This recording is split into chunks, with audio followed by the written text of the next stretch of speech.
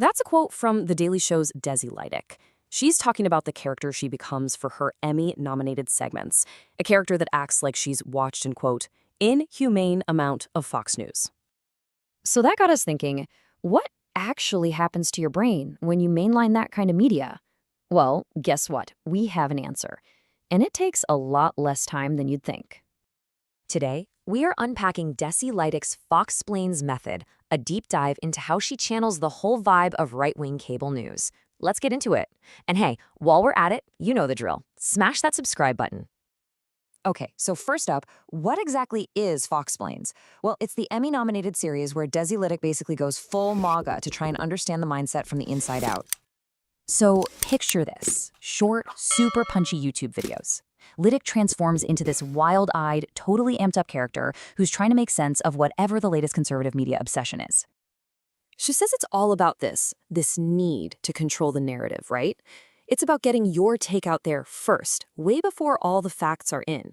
It's this total adrenaline rush to frame the story your way. Which, of course, brings us to the million-dollar question. How does she do it seriously? How do you get into that frantic, conspiracy-fueled headspace on camera? Now, she jokes in her segments that it takes her like 10,000 hours of watching Fox News to prepare for a role, but here's the kicker. The real number, it's just 45 minutes. That's it. Less than an hour of watching the network is all she needs to tap into that feeling. I mean, how wild is that? So her actual method is this really simple 3-step process. First, she'll watch for just 45 minutes. Second, she feels that kind of amped up adrenaline rush. And third, and this is the most important part, she finds the core fear that's driving the whole thing. Because that's what she figured out.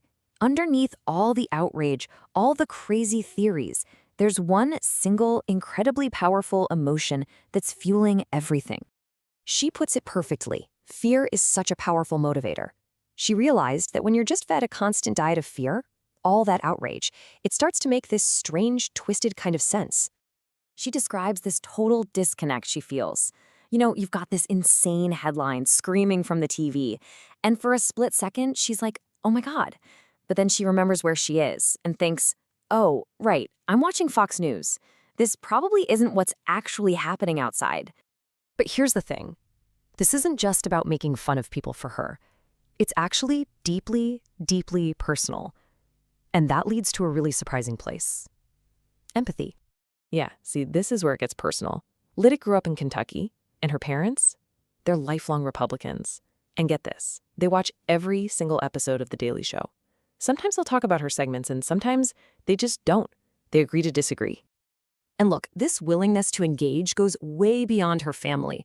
She has even put out an open invitation to Fox News host Jesse Waters himself. Still waiting on that call, Jesse? But this whole idea of trying to bridge the gap, it feels more urgent than ever, especially with the entire world of political comedy facing so much uncertainty after some pretty shocking news in the industry. For Lydic and her team, recent cancellations in the comedy world have been, in her words, shocking and disheartening. It's sparking some very real fears about the future of their own brand of satire. And it just raises these massive questions for everybody in political comedy, right? Are their platforms going to stay uncensored? Can they keep finding the humor and, the catharsis in all the chaos? It's a genuinely scary time for satirists. Which brings us right back to Lydic's biggest fear. And maybe it's the biggest question for all of us right now. Are we just heading toward a future where we completely stop talking to each other? Just trapped in our own little silos? So what do you think? Is it still possible to have a real conversation across the aisle? Let us know what you're thinking down in the comments. And hey, if you dug this explainer, do us a huge favor and hit that like and subscribe button. Thanks for watching.